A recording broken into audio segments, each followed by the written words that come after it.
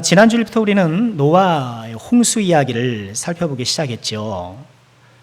지난주일에는 6장 1절부터 8절까지 홍수의 서론격 보았는데요.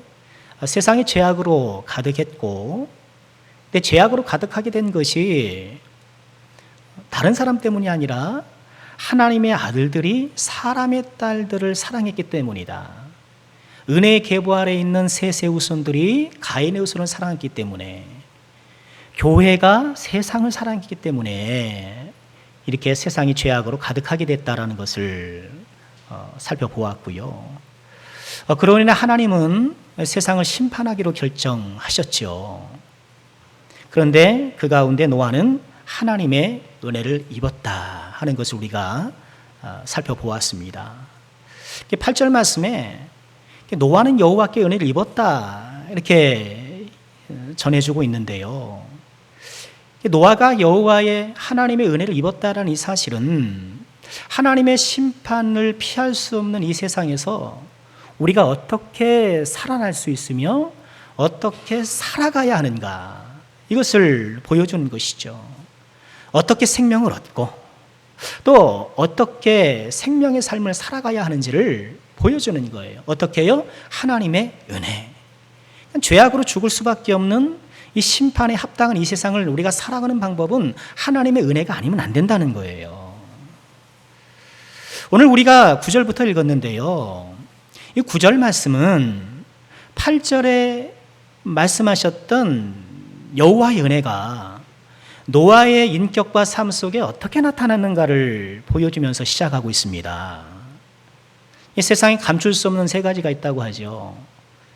기침을 감출 수 없고, 또 가난을 감출 수 없고, 또 사랑도 감출 수 없고. 기침을 감출 수 없다고 하는 그 타이밍에 누가 기침을 하셨네요. 감출 수 없는 것들이 있어요. 그런데 은혜도 감출 수가 없어요. 은혜 받은 사람은 은혜 받은 티를 내게 돼 있어요. 9절 말씀은 은혜 입은 노아가 어떻게 그 은혜 입음을 티냈는가, 노아에게 임한 은혜가 어떻게 그의 인격과 삶 속에 나타나는가를 잘 보여주고 있어요. 자, 어떻게 말씀하고 있나요? 9절에 이렇게 말씀하시죠. 이것이 노아의 족본이라. 노아는 의인이요 당대의 완전한 자라. 그는 하나님과 동행했다. 하나님의 은혜를 받은 노아의 인격과 삶을 들여다보니 그는 의인이었고 당대에 완전했고 하나님과 동행하더라는 거예요. 의인이라는 게 뭔가요?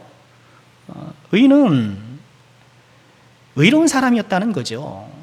의롭다라는 것은 소극적으로는 죄를 멀리하고 적극적으로는 선을 행하고, 은혜 받은 사람의 주요 특징이 뭔가요? 죄를 멀리하는 거예요. 하나님의 백성들은 살아가면서 죄를 점차 멀리하는 이런 경건의 훈련이 늘 있게 되는 것이죠. 또 죄는 멀리하면서 선은 적극적으로 도모하고 또 선을 행하기 힘쓰고 의인이에요. 또 노아는 완전한 자였다. 우리 한글 번역은 완전하다 이렇게 번역을 했는데 탐밈이라는 히브리어거든요. 근데 이 단어는 주로 흠이 없다, 비슷한 뜻이긴 합니다만 완전하다와 흠이 없다는 좀 차이가 있죠. 흠이 없다라는 이 탐밈이라는 단어는요, 성경에서 보통 하나님께 올려드린 희생제물에 대해서 사용됐던 단어예요. 그러니까 하나님 앞에 제사로 사용되기에 흠결이 없다, 그런 뜻인 거죠. 그러니 노아가 완전했다라는 것은 그가 정말 절대 완전 무결했던 그런 사람이라는 뜻이 아니라 그의 삶이 하나님의 은혜 가운데 받아들여지는 삶이었다. 하나님 앞에 흠이 없는 삶이었다, 그런 것이죠. 또한 노아는 하나님과 동행하는 사람이었다. 누가 생각나나요? 에녹이 생각나죠? 노아의 증조부 에녹이 생각나는데, 이 에녹의 이 믿음이 노아에게 다시 되살아나는 거예요. 노아뿐이겠습니까? 하나님의 사람들의 공통적 특징이 무엇인가? 그것은 하나님과 동행하는 것이다. 여러분, 성경의 그 기라성 같은 믿음의 인물들을 한번 생각해 보십시오. 다 한결같이 하나님과 동행하는 삶을 살았다는 거예요. 하나님의 은혜를 입은 사람의 증거가 무엇인가? 아, 저 사람에게는 하나님의 은혜가 있어. 하나님이 저에게 은혜를 주셨어 라고 하는 그 증거는 하나님과 동행하는 것. 우리 남성께 사랑하는 모든 권속들께서 하나님과 동행하는 믿음이 되기를 주의 이름으로 축원합니다. 하나님과 동행하는 믿음. 자, 9절이처럼 은혜 받은 노아의 인격과 삶을 잘 요약 정리하여 주고 있는데요. 이 은혜 받은 노아의 삶 가운데 우리가 놓칠 수 없는 한 가지가 더 있습니다. 그것은 오늘의 요절되는 22절에 나오고 있는데요.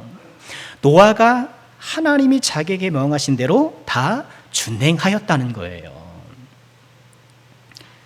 은혜 입은 노아는 의인이었고 완전하였고 또 하나님과 동행했으며 특히나 하나님의 명령을 준행하는 자였다라는 거예요.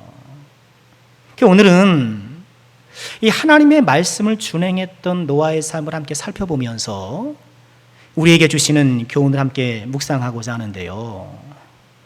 자, 하나님의 말씀을 준행했던 노아를 통해 우리가 교훈 삼고 또 모범 삼아야 할 것은 무엇일까요?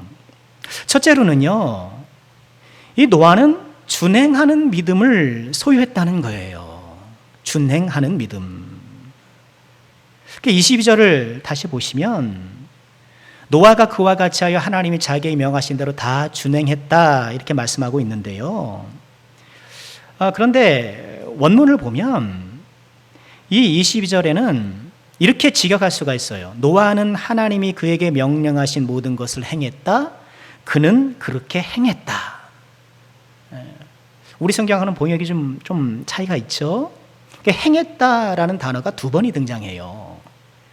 표준서번역이라는 성경을 보니까 이런 행하다는 동사가 두 번 되어 있는 것을 잘 살려 번역했더라고요. 표준서번역 보면 노아는 하나님이 명하신 대로 다 하였다, 꼭 그대로 하였다. 이렇게 하였다 동사를 두 번 반복해요. 그리고 이어지는 7장 5절에 보면 노아가 여호와께서 자기에게 명하신 대로 다 준행하였다라고 한 번 더 얘기를 해요. 이렇게 행했다라는 동사를 반복하고 또 구절을 반복하고, 여러분 반복하는 건 왜 반복할까요? 강조하려고 반복하는 거예요. 지금 성경이 우리에게 노아를 소개하면서 단어를 반복하고 또는 구절을 반복해서 강조하는 부분이 있어요. 뭐예요? 노아가 준행하는 믿음이었다라는 거예요. 그것을 강조해서 성경을 읽고 노아를 바라보는 사람들이 좀 그것을 주목하길 원하는 거예요. 노아의 믿음은 준행하는 믿음. 이게 얼마나 중요하지만 우리가 종종 잃어버리고 사는 진리인가? 나는 행동이 수반되는 믿음인가? 세상에서는 행동하는 양심 이런 얘기도 있는데 나는 행동하는 믿음인가? 우리가 노아의 삶을 보면서 우리 스스로에게 질문하지 않을 수 없는 것이죠. 제가 지금껏 신앙생활하면서 교회 안에 이렇게 처치맨으로 살다 보니까요, 교회에 보면 말만 하는 사람이 있어요. 말만 하는 사람. 말은 그럴싸하고 말하는 걸 보면 예수님 바로 밑에 있는 아주 그렇게 믿음이 좋은 사람인 것 같은데 막상 이렇게 들여다보고 지내다 보면 믿음이 허약하게 그지없고, 말하는 거 보면 다 하는 것 같은데 실상 들여다보면 행함이 턱없이 부족한 경우가 있는 거예요. 우리가 노아 이야기를 살펴보고 있는데요, 노아 이야기 가운데 흥미로운 것은 6장 1절부터 시작해서 9장 17절 무지개 언약으로 끝나는 이 넉 장에 걸친 노아 이야기 가운데에 노아는 한마디도 안 해요. 그게 특징이에요. 하나님이 말씀하시고 또 성경을 이렇게 풀어주는 모세, 그렇죠? 성경의 저자가 이야기는 하고 있지만 노아는 한마디도 안 하더라는 거예요. 이렇게 인류가 심판을 당하고 또 노아를 통해 새롭게 시작되는 이 역사의 대변혁의 이 과정 속에서 노아는 말없이 묵묵히 하나님의 말씀을 준행하더라는 거예요. 말은 그럴듯하면서도 행함이 턱없이 부족한 우리가 정말 교훈 삼아야 될 부분이 아닐 수 없는 것이죠. 또 말만 하는 사람이 있는 반면 판단만 하는 사람도 있더라고요. 그죠? 이건 이렇고 저건 저렇고 또 얼마나 또 정확한지 몰라요. 판단을 하고. 우리 남성교회 성도님들은 말만 하는 사람이나 판단만 하는 사람이 아니라 행동하는 믿음, 준행하는 믿음이 꼭 되시기를 주님의 이름으로 축원합니다. 오늘 이 준행이라는 이 단어가 나왔는데요. 이 준행이라는 말이 참 좋은 말인 것 같아요. 이 준행의 준자 이렇게 한자를 보니까요. 조출 준, 딸을 준 그렇게 되어 있는데 그 왼편에 있는 그 부수가 시험시험 갈 책. 그러니까 저 부수가 있으면 그 단어는 이렇게 움직이거나 이동하거나 행동하거나 그런 것들을 보여준다고 해요. 그런데 그 오른편에 어떤 글자가 있죠? 높일 존자가 있는 거예요. 이 딸을 준 자는 그냥 따라가는 것이 아니라 그냥 쫓아가는 것이 아니라 내가 따를 대상을 높이 아우르고 존귀히 하면서 따라가는 것. 그래서 오늘 이 성경은 노아가 하나님의 말씀을 따라 행했던 것을 준행이라고 번역함을 통해서 노아가 어떤 마음으로 하나님을 따라 했는가, 어떤 마음으로 순종했는가를 우리에게 보여주고 있는 거예요. 히브리서 11장 7절 보면 노아의 믿음에 대해서 이렇게 말을 해요. 믿음으로 노아는 아직 보지 않는 일에 경고하심을 받아 경외함으로 방주를 준비하여. 방주를 준비하되, 즉 방주를 만들라는 하나님의 말씀에 순종하되 어떻게 해요? 경외함으로 순종하였다라는 거예요. 그 순종에 있어서 그 마음, 그 심리 상태가 어땠다라는 거예요? 하나님을 경외하고 높이는 마음이 있었다는 거예요. 이런 것을 보면 우리가 하나님의 말씀을 순종하는데 실패하는 이유는 뭐 의지가 없고 뭐 능력이 없고 뭐 세상이 이래서 뭐 그럴 수도 있겠습니다만 하나님을 경외하는, 하나님을 존귀히 높여드리는 그런 마음의 준비가 미처 못된 것은 아닐까 하는 거예요. 하나님을 무겁게 여기고 하나님을 경외하고 그렇기 때문에 하나님이 말씀하신 그 말씀을 내가 또한 무겁게 경외함으로 받고, 이런 마음의 자세가 하나님과 하나님의 말씀을 경외하는 것이 선행할 때에 우리가 하나님을 순종하며 따를 수 있는 것이 아닌가. 노아의 모범, 준행하는 믿음. 하나님을 높여 경외하며 그 말씀을 무겁게 받아 순종한 것. 이런 노아처럼 저와 여러분들이 준행하는 믿음, 행동하는 믿음으로 하나님 앞에 서게 되기를 다시 한번 주의 이름으로 축원합니다. 자, 노아는 두 번째로 우리가 묵상할 것은요, 노아는 준행하되 말씀대로 준행했다는 거예요. 오늘 우리가 읽은 말씀 어떤 내용이죠? 하나님께서 노아에게 홍수 심판을 예고하시면서 방주를 지으라고 지시하시는 장면이에요. 17절에 보면 하나님께서 내가 홍수를 땅에 일으킬 것이다 이렇게 말씀을 하세요. 홍수라는 단어가 처음 나와요. 앞서 7절에 보면, 6장 7절에 보면 하나님께서 쓸어버리겠다 이렇게 말씀을 하셨는데 어떤 방법으로 쓸어버리시는지는 구체적으로 말씀을 안 하셨어요. 그런데 이 6장 17절에 이르러 그 방법이 홍수라는 것이 드러나는 거예요. 내가 홍수를 일으킬 것이다. 뿐만 아니라 이 홍수를 대비해서 노아에게 방주를 지으라고 말씀하시면서 14절에 보면 너는 고페르나무로 너를 위하여 방주를 만들되 그 안에 칸들을 막고 역청을 그 안팎에 칠하라. 이 14절 말씀 속에는 방주의 재료, 고페르나무라는 거예요. 고페르나무는 우리 먼저 성경에서는 잣나무로 번역을 했거든요. 그러니 저기 경기도 가평에 잣나무가 많은데 그런 잣나무를 떠올리는데 그 잣나무는 사실 아니거든요. 그래서 성경을 새롭게 번역할 때에 이 고페르라는 이 단어가 성경에서 여기밖에 안 나와요. 그러니 어떤 나무인지는 정확히 모르겠는 거예요. 그래서 잣나무로 번역하는 것은 성급하다 여겨서 그저 있는 그대로 고페르나무 이렇게 수정하여 번역을 한 것인데요. 어떤 나무인지는 정확히 알 수 없지만 아마도 배를 건조하는 데 주로 사용했던 침엽수 가운데 하나일 것이다. 대체로 그렇게 의견들이 모아져요. 하나님께서 방주를 만들 때 재료를 지정해 주시고 그 안에 칸들을 막아라. 이 칸이라는 이 단어가 둥지라는 의미가 있거든요. 그러니까 그 안에 아무래도 여러 동물들을 실어야 되니까 그 동물들을 각기 놓을 수 있는 그런 칸들을 만들었던 것 같아요. 그리고 역청을 그 안팎에 치러서 방수를 하라. 방수용으로 역청을 치라고 하시는 거죠. 뿐만 아니라 방주의 규격을 상세하게 말씀하세요. 6장 15절에 보면 내가 만들 방주는 이러하니 그 길이는 300규빗, 너비는 50규빗, 높이는 30규빗이라. 이것이 실제로 어느 정도인지는 좀 뒤에 말씀드리겠습니다. 이렇게 규격을 말씀해 주셨고, 또 16절에 보면 거기에서 창을 내되 위에서부터 한 규빗의 창을 내고, 그러니까 위에서부터 한 규빗 정도 아래로 내려와서 창을 내라는 거예요. 창을 내고 문은 옆으로 만들고, 그러니까 문은 배의 옆에 있었던 거죠. 옆으로 문을 만들라는 거예요. 그럼 이제 동물들이 들어와야 될 테니까 출입로를 만들었겠죠. 문은 앞도 아니고 뒤도 아니고 옆으로 만들어라. 또 어떻게 해요? 상중하 3층으로 해라. 그러니까 노아의 방주 안에 들어가면 몇 층이에요? 3층이라는 거예요.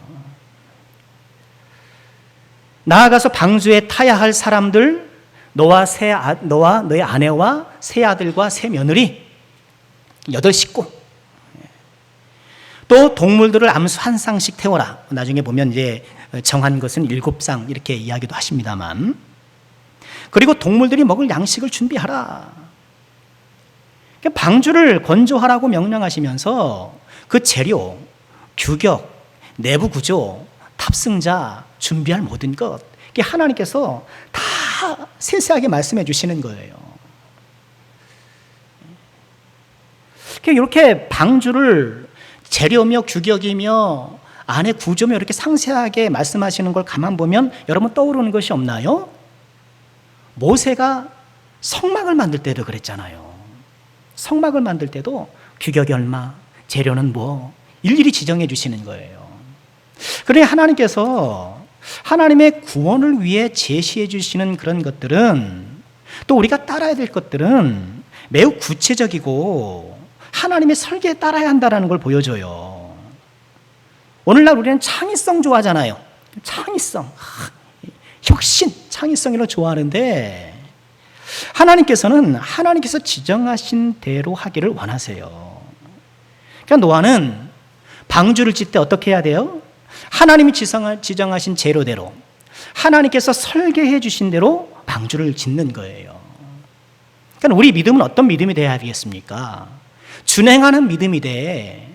내 방식대로 준행하는 것 아니고요. 또는 다른 사람들 대다수가 하는 그런 방식대로가 아니라 하나님의 말씀대로 준행해야 되는 거예요.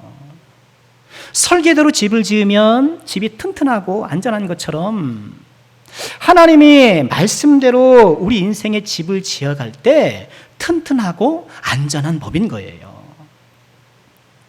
노아는 하나님 말씀하신 대로 준행했어요.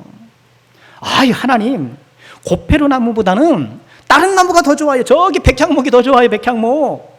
하나님 그거 쓰시죠. 그러지 않았고요.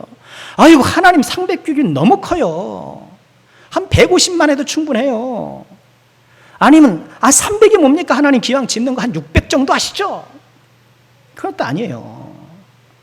창은 한 규빗 아래, 그럼 뭐 빛이 들어오겠습니까? 한 3규빗 아래로 내려가지고 햇빛이 잘 들죠. 뭐 그런 게 아니라는 거예요.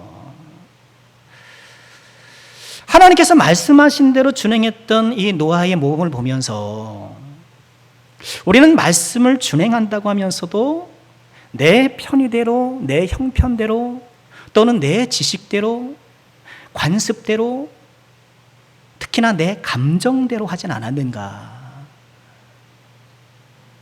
우리는 편의대로 아니죠. 형편대로, 관습대로, 감정대로 아니죠. 어떻게 해요? 말씀대로. 말씀대로 준행하고 말씀대로 따라가는 우리 모두가 꼭 되어야 되겠습니다. 여러분, 그런데 어때요? 제가 지금 말씀대로라고 말하니까 어떤 느낌이 일어나세요? 좀 갑갑하지 않으세요? 우리 기독교인들이 교회에서 부담스러운 단어 가운데 하나가 말씀대로 혹은 계명이에요. 혹은 규례, 규칙 이런 거예요. 그러니까 말씀대로 해야 한다는 것을 동의는 하지만 어딘가 모르게 나를 옥죄는 것 같고 억제하는 것 같고 강요하는 듯한 인상이 있어서 마음이 썩 유쾌하지는 않을 수 있어요. 그런데 우리는 생각을 달리 해야 돼요. 규칙이라는 것은 매우 편리한 거예요. 그렇죠? 내가 운전할 때 내가 규칙대로 운전하면 마음도 편하고 안전한 거예요. 그러나 규칙을 무시하고 막 이렇게 내 편한 대로 내 형편대로 막 이렇게 운전하면 어떤 딱 찍어서 날라올까 봐 내가 모르는 카메라가 어디 있었을 줄 모를까 막 이렇게 좀 마음이 불안하고 그리고 자칫 위험할 수가 있죠. 규칙은 편리하고 안전한 거예요. 제 또래나 저보다 좀 앞선 또래 분들은 우리 남학생들 학교에서 운동하잖아요. 운동하고 막 그 활동적인 거 하잖아요. 농구를 잘 못하는 경우가 많아요. 농구를 많이 안 해본. 저는 많이 해봤습니다. 전 농구를 잘합니다. 좀 믿으시기 바랍니다. 왜냐하면 축구는 공만 있으면 아무 데서나 할 수 있어요. 그렇죠? 축구 골대가 없으면 아이고 돌멩이 갖다 놓고 이렇게 세워놓고 골대 만들어가지고 논두렁에서도 그렇죠? 논에서도 할 수 있는 게 축구잖아요. 근데 농구는 그렇지가 않아요. 농구 골대가 있어야 되고 또 바닥이 평평해야 이거 공을 튀기지. 논에서 어떻게 뭐 농구를 하겠습니까? 특히나 농구는 축구에 비해 규칙이 까다로워요. 그죠? 공을 자꾸 막 달리면 돼요, 안 돼요? 안 돼요. 또 이렇게 튀기는 것도 그냥 다 튀기는 게 아니라 뭐 몇 번 튀기면 뭐 더 이상 뭐 잡았다 튀겼다 뭐 이렇게 할 수가 없는 거예요. 그러니 나는 이해 못 하는데 자꾸 파울이라 그러고 뺏으려고 이렇게 몸이 좀 부딪혔다고 또 파울이라고 그러니까 농구 규칙을 잘 모르는 사람은 농구 보면 그냥 짜증나는 거예요. 자꾸 삑삑삑 부니까. 그런데 농구 규칙이 까다로워 보이고 복잡해 보이지만 그것을 잘 익히면 어때요? 그걸 잘 익히면 멋있는 플레이를 하는 거예요. 마이클 조단처럼 멋있는 플레이를 하는 거예요. 여러분, 하나님의 말씀도 마찬가지죠. 농구 규칙이 어려워 보여도 잘 익히면 훌륭한 플레이를 할 수 있는 것처럼 하나님의 규칙도 잘 익히면 하나님께서 기뻐하시는 멋진 인생을 살아갈 수가 있는 거예요. 규칙이 있어야 경기가 아름다운 거예요. 그렇죠? 오늘 오전에 배구가 또 졌어요.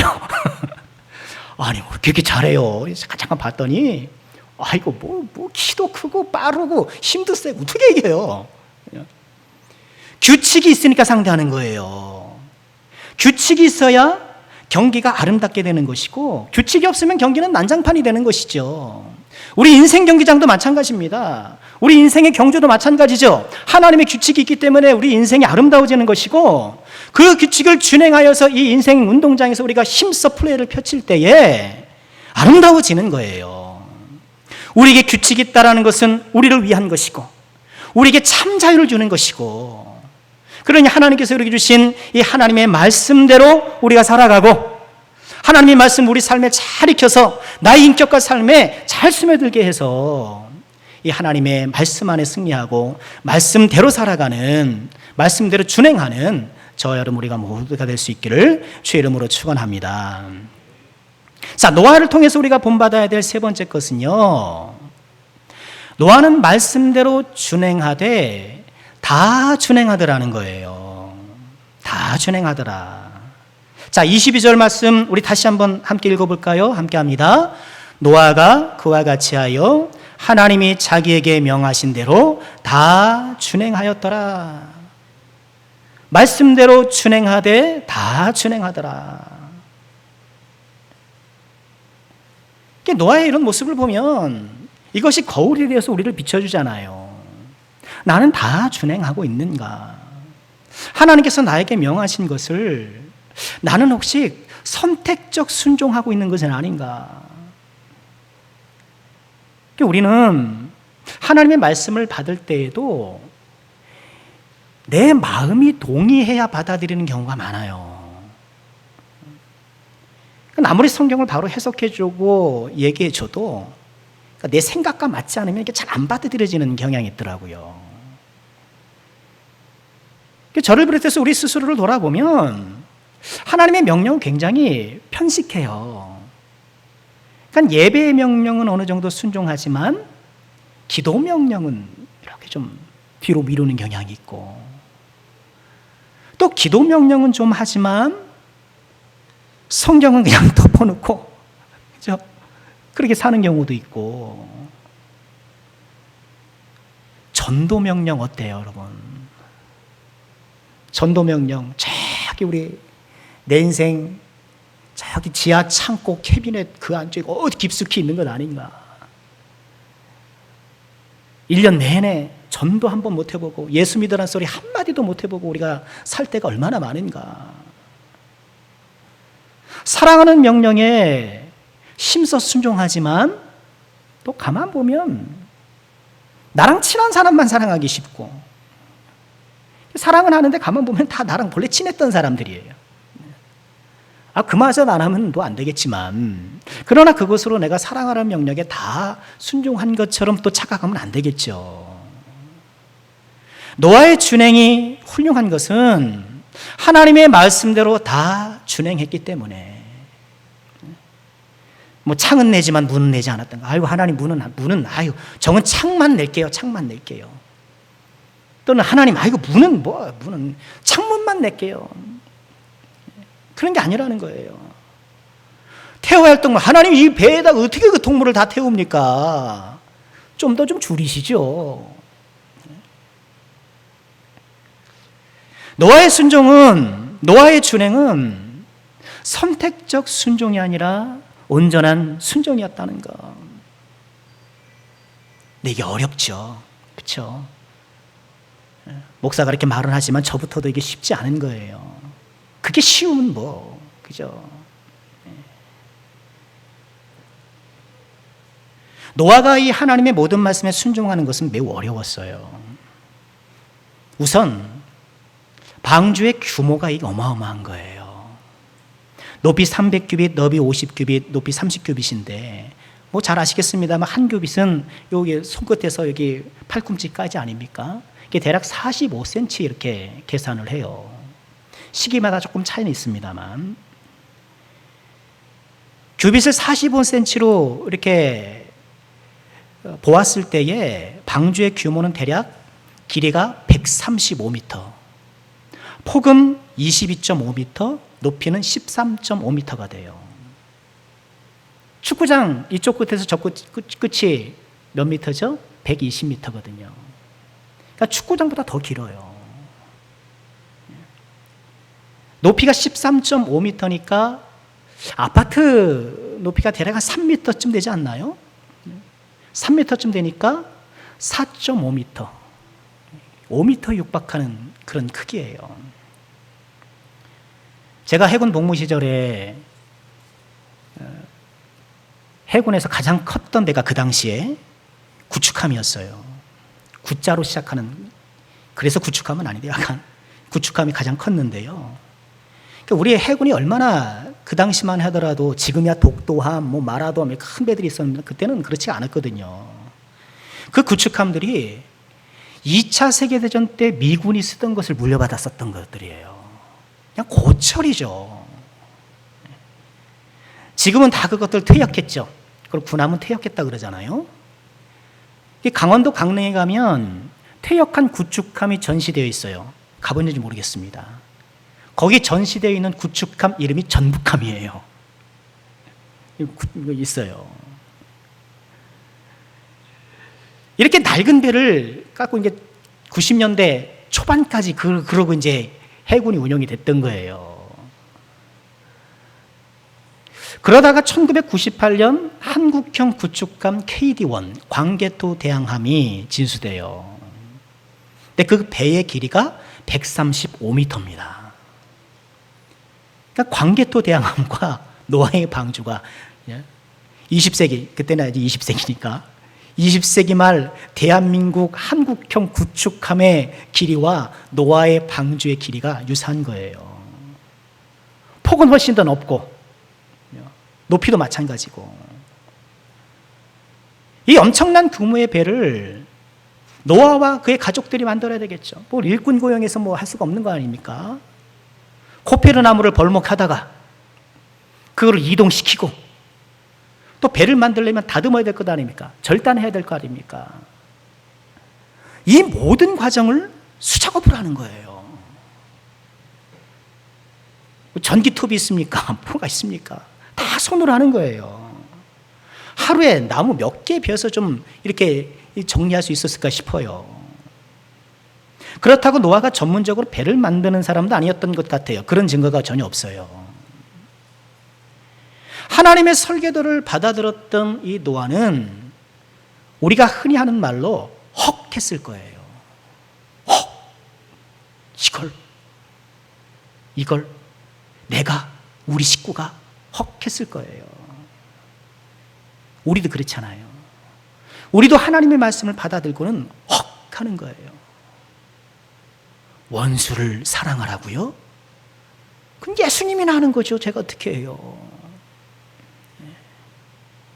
전도요? 그건 특별히 열심히 있는 그런 몇몇 사람들이 하는 거지.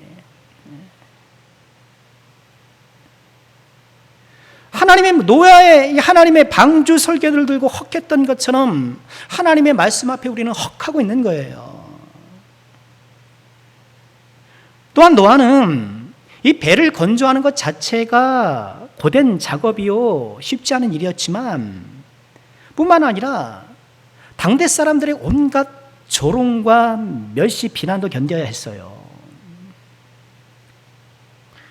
노아가 배를 짓는 것은 당대 사람들에게 미친 것처럼 보였어요. 제가 당대 하는데 아까 우리가 살펴보았던 9절 말씀에도 뭐라 그래요? 당대에 완전한 자라. 당대가 굉장히 중요한 표현이에요. 왜? 당대에는 아무도 그렇게 안 살았으니까. 아무도 그렇게 안 산다라는 게 대다수가 그렇게 살았다는 것이 우리를 얼마나 힘들게 하는가. 다 그러고 사는데 뭘, 너 왜 그래? 노아 당대의 사람들이라고 머리에 뿔이 났겠습니까? 뭐 눈만 뜨면 뭐 도둑질을 하고 막 그렇게 뭐 했던 그런 뭐 악한 사람이겠습니까? 아니에요. 예수님 말씀 보면 예수님 다시 오실 때를 노아 시대에 비교하면서 시집가고 장가가고 평범했던 사람이라는 거예요. 평범해 보이는 사람이 다 그렇게 살아가고 시집가고 장가가고 그렇게 다 그래 살아가는데 뭔 큰일이 났다고 그렇게 뭐 방주를 짓는다고 그렇게 요란을 떠느냐 이거죠. 더군다나 방주를 어디서 짓습니까? 산 꼭대기에다 짓고 있어요. 배를 지으면 응당 강가에서 짓거나 바닷가에서 짓는 것이 맞지. 저 산 꼭대기에서 저걸 짓고 있는 저 미친 노인네 아니냐. 망령난 거 아니냐. 사람들 그랬을 거예요. 말씀을 순종할 때에 하나님의 말씀을 순종하는 우리들에게 이런 세상의 멸시와 조롱이 뒤따를 수 있잖아요. 뭘 그렇게까지 하냐는 거죠. 뭘 그렇게까지 하냐고. 적당히 믿어라. 너 예수는 믿되 좀 미치지는 말아라. 뭘 그렇게까지 하느냐. 하나님 앞에 받아든 설계도도 헉하는 것일 뿐만 아니라 수많은 사람들의 조롱과 멸시와 비난, 하나님 말씀에 순종한다라는 것은 이처럼 겹겹의 어려움이요 첩첩산중의 고난이더라는 거예요. 노아가 이것을 헤쳐나가서 노아가 이것을 이겨내고 방주를 지어내고 하나님 앞에 충성했던 것, 그래서 노아가 하나님 앞에 칭찬을 받는 거예요.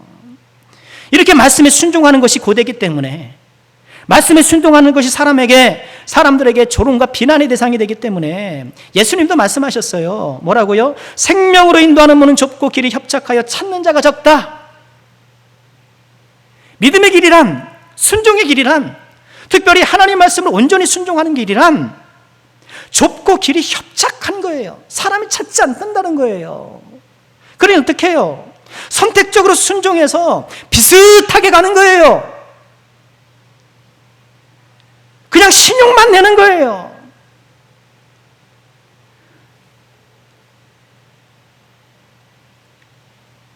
그런 길은 없어요.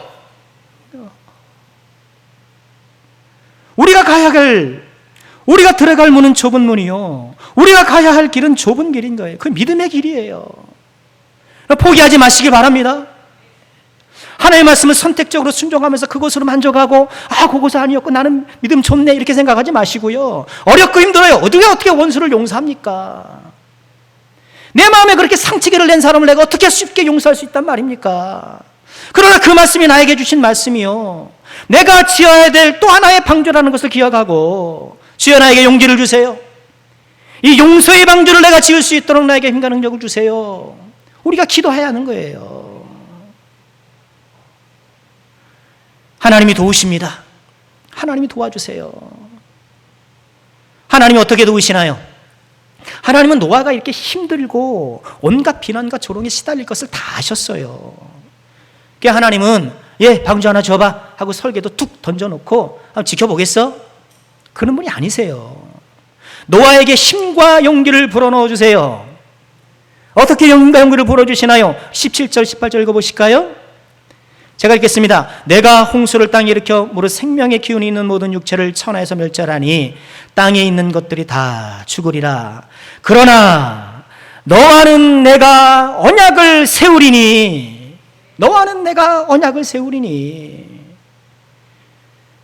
지금 이 방주라는 거대한 사역 앞에서, 거대한 순종의 이 건축물 앞에서 마음 졸이고 힘들어하는 노아를 향하여서, 세상의 온갖 비난과 조롱에 용기를 잃고 낙심할 수 있는 노아 앞에서 하나님께서 무엇을 말씀하십니까?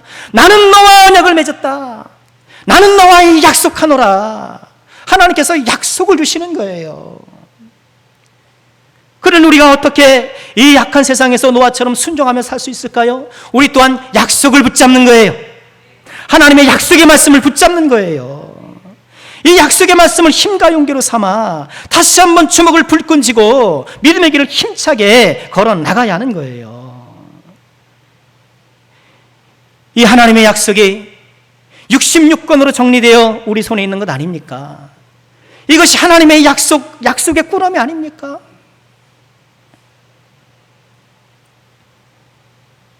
이 약속 안에 우리를 도우신다는 약속이 있고, 세상 끝날까지 내가 너희와 항상 함께하리라. 두려워 말라, 놀라지 말라. 나의 의로운 오른손으로 너를 붙잡아 주리라. 때마다 일마다 내가 너를 도와주리라. 이 하나님의 은혜로운 약속이 차고 넘치고 있는데, 우리 앞에 놓여져 있는 이 순종의 사명과 세상의 조롱 앞에 우리 다시 한번 이 약속의 말씀을 부여잡고 믿음으로 힘차게 순종의 길, 믿음의 길을 걸어가야겠습니다. 말씀 정리하겠습니다. 이 죄악이 가득했던 시대, 노아는 하나님께서 보고 싶어 했던 그런 사람이에요. 세상의 죄악으로 가득 찼는데, 세상으로 죄악이 가득 찼는데, 그 중에 하나님께서 기대했던 그런 사람이 노아였던 거예요. 노아의 믿음은 준행하는 믿음이었고, 준행하되 말씀대로 준행하는 믿음이었고, 말씀대로 준행하되 선택적이 아닌 온전한 순종, 온전한 준행, 다 준행하는 믿음. 이런 노아의 준행하는 믿음을 우리가 다시 한번 마음에 본받고, 죄악으로 가득한 이 세상에서 생명을 얻고 생명을 더욱 풍성히 누리며 살아가는 우리 모두가 될 수 있기를 주님의 이름으로 축원합니다.